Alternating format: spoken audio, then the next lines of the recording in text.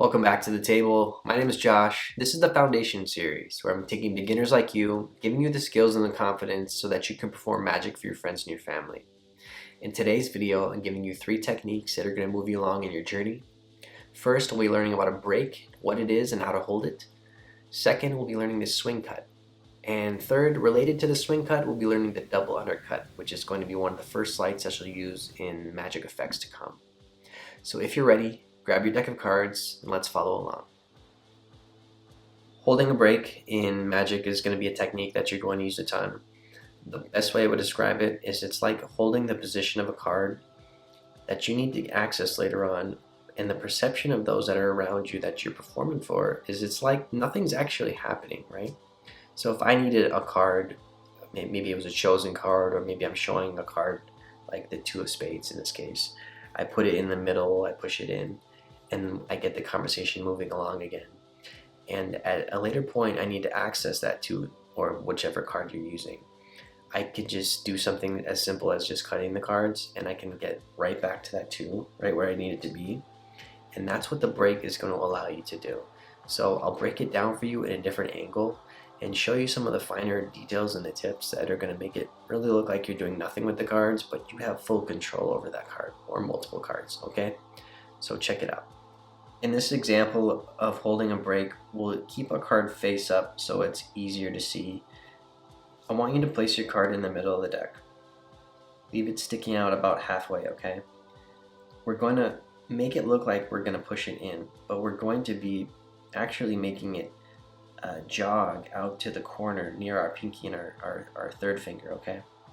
So the way we do that is with the outer corner that's nearest our thumb, we're going to push in from that point, and when you do that, it's going to kick the card out at an angle back here. You can see that card came out at an angle there, okay? And that's what's going to let us pull down with our pinky and hold a break on the deck at that point of where the card is, okay? So I'll repeat that again.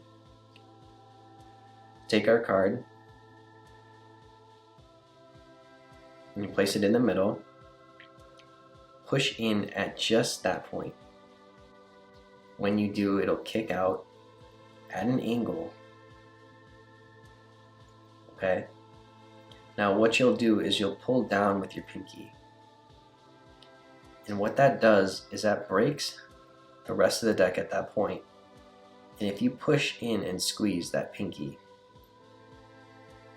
you're going to form a break. Now if I was to lift up the cards at that point, that's exactly where our card is. So again, we'll push our card in at the corner. It's going to jut out at the corner. Our pinky is going to pull down.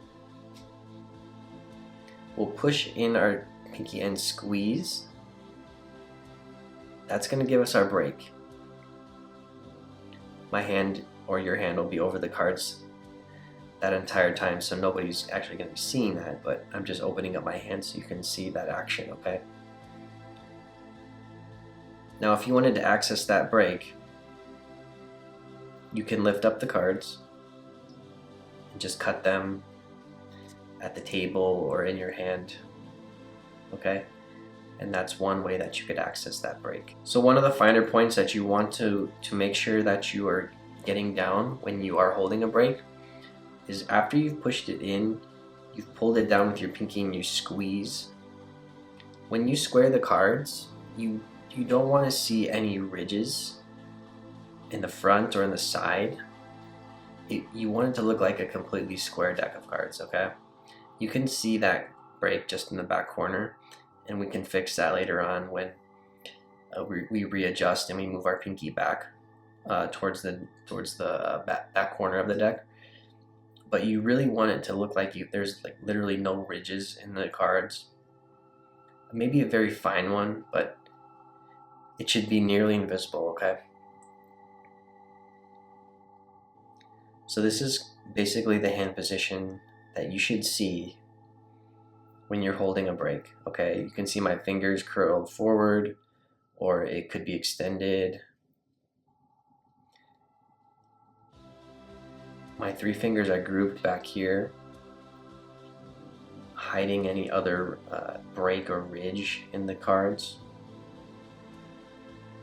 Okay, and then we can complete that cut, get our card back to the top, or wherever we need it to be, okay? And that's holding a break. I hope you practice it well. It's an awesome tool. Have fun with it. So another technique that you're going to use is the swing cut, and it looks like this. You'll have the cards in the grip that we've learned prior, and basically your other hand is going to come above the cards, and with your index finger you're going to lift up about half of the cards, and it's going to swing over to your awaiting hand that's open and extended at this point. And it's going to go in that crotch of the forefinger and the thumb. You're going to pull it away, and then you're going to let the rest of the cards fall on top, and that completes the swing cut. It's very simple, but it's a nice, elegant way to just cut the cards and look like you're mixing the cards, okay?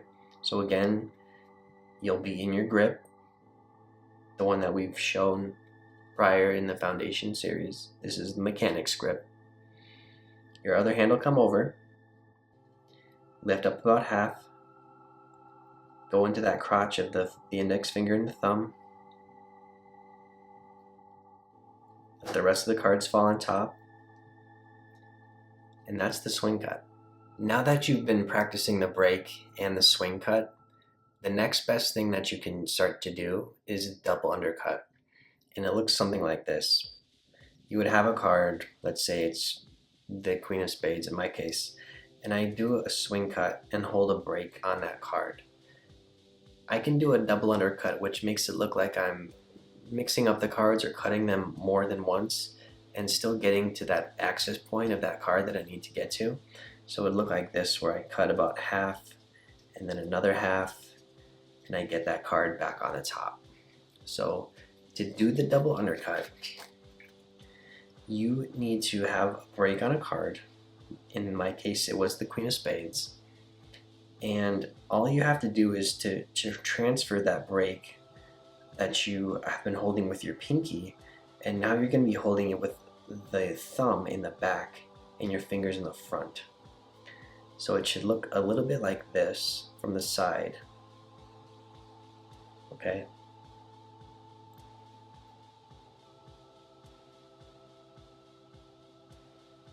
You can see that break, and my hand is actually covering that break.